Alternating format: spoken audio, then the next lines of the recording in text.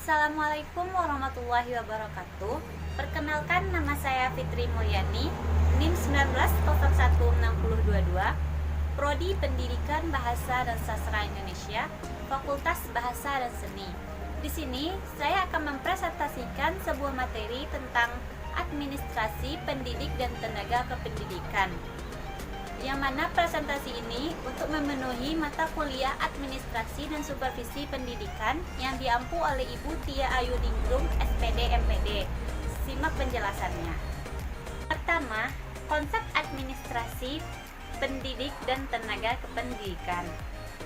Administrasi pendidik dan tenaga kependidikan adalah proses keseluruhan kegiatan pendidik yang meliputi perencanaan, pengorganisasian, pengarahan, pelaporan, pengkoordinasian, pengelolaan, dan pembiayaan dengan menggunakan atau memanfaatkan fasilitas yang tersedia, baik personel, material, maupun spiritual untuk mencapai tujuan pendidikan secara efektif dan efisien. Yang kedua yaitu proses administrasi pendidik dan tenaga kependidikan. Yang pertama, perencanaan. Dalam perencanaan terbagi atas 3, yaitu pengadaan, seleksi, dan penempatan. Yang pertama, pengadaan. Pengadaan tenaga kependidikan adalah proses kegiatan untuk mengisi formasi yang kosong.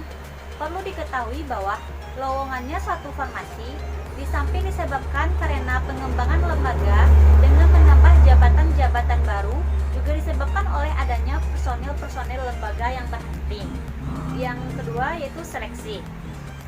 Seleksi atau penyaringan dalam pengadaan tenaga kependidikan. Penyaringan dilaksanakan melalui 2 tahap, yaitu penyaringan administratif dan uji research. Penyaringan administratif dilaksanakan berupa pemeriksaan terhadap kelengkapan beserta lampirannya. Apabila terdapat kekurangan kelengkapan dalam hal administratif, maka peserta tersebut akan gagal. Ujian atau research. Setelah peserta yang lulus dalam tes penyaringan administratif, maka akan mengikuti ujian pegawai dengan materi pemberitahuan umum, pengetahuan teknis, dan yang lain dipandang perlu. Yang ketiga yaitu penempatan. Penempatan merupakan tindakan pengaturan atas seseorang untuk menempati suatu posisi atau jabatan. Meskipun tindakan penempatan ini mengandung unsur uji coba yang menyebabkan adanya tindakan penempatan kembali, namun pada dasarnya penempatan tenaga kependidikan merupakan tindakan yang menentukan keluaran dan komposisi ketenagaan. Dilihat dari kepentingan keseimbangan struktur organisasi pendidikan nasional. Tindakan penempatan merupakan tindakan terpadu. Yang kedua yaitu pelaksanaan. Dalam pelaksanaan terbagi atas orientasi, kesejahteraan gaji, tunjangan, cuti, penghargaan, kenaikan pangkat, pemberhentian atau pensiun. Yang pertama, orientasi. Orientasi merupakan upaya memperkenalkan seseorang tenaga kependidikan yang baru terhadap situasi atau kondisi pekerjaan atau jabatannya.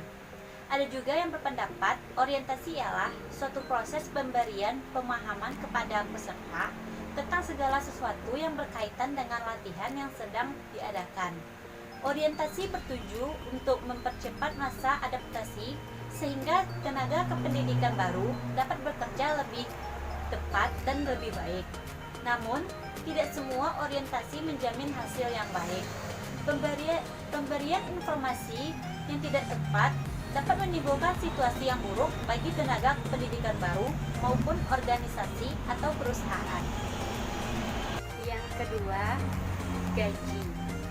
Di dalam Undang-Undang Nomor 14 Tahun 2005 tentang guru dan dosen dinyatakan bahwa yang dimaksud dengan gaji adalah hak yang diterima oleh guru atau dosen atas pekerjaannya dari penyelenggaraan pendidikan atau satuan pendidikan dalam bentuk finansial secara berkala sesuai dengan peraturan perundang-undangan. Ini berarti bahwa seseorang guru akan diberi gaji berupa uang yang akan dibayarkan secara berkala. Berkala yang dimaksud di sini adalah setiap bulan. Besarnya gaji yang diterima tersebut sesuai dengan pangkat atau golongan dan masa kerja. Yang ketiga yaitu tunjangan. Tunjangan profesi diberikan kepada guru yang telah memiliki sertifikat pendidikan yang diangkat oleh penyelenggaraan pendidikan dan satuan pendidikan yang diselenggarakan oleh masyarakat. Besar tunjangan profesi adalah sebesar gaji pokok guru tersebut. Tunjangan profesi tersebut dialokasikan dalam anggaran pendapatan dan belanja negara (APBN) atau anggaran pendapat belanja daerah (APBD). Yang keempat, cuti pendidik dan tenaga pendidikan. Cuti adalah keadaan tidak masuk kerja yang diizinkan dalam waktu tertentu. Jenis cuti itu cuti tahunan, cuti besar, cuti sakit, dan cuti bersalin. Selanjutnya yang kelima, penghargaan. Pemerintah memberikan sebuah penghargaan di institusi pendidikan terhadap guru, dosen, kepala sekolah, dan seluruh tenaga pendidik yang berprestasi. Penghargaan pendidik dan tenaga kependidikan berprestasi ini sebagai penggerak perubahan dalam kemajuan mutu pendidikan. Direktur Jenderal Pendidikan Menengah Kementerian Pendidikan dan Kebudayaan, Dirjen Dikmen Kemendikbud, Ahmad Jazidi mengatakan, tujuan diberikan penghargaan adalah untuk meningkatkan kualitas sumber daya manusia. Tujuan lain adalah untuk dapat meningkatkan mutu pendidikan ke arah yang lebih baik. Selanjutnya, yang keenam, kenaikan pangkat. Kenaikan pangkat adalah suatu penghargaan yang diberikan atas prestasi kerja dan pengabdian pegawai negeri sipil terhadap negara, serta sebagai dorongan kepada pegawai untuk lebih meningkatkan prestasi kerja dan pengabdiannya. Selanjutnya yang ketujuh, pemutusan hak kerja (PHK). PHK adalah seseorang yang dianggap tidak mempunyai kinerja, berkinerja rendah, atau yang mudah tergantikan dalam mengerjakan suatu pekerjaan. Posisi-posisi seperti itu memang banyak terdapat pada industri-industri padat karya. Baiklah, sekian materi presentasi yang dapat saya sampaikan. Kurang lebih saya mohon maaf. Wassalamualaikum warahmatullahi wabarakatuh.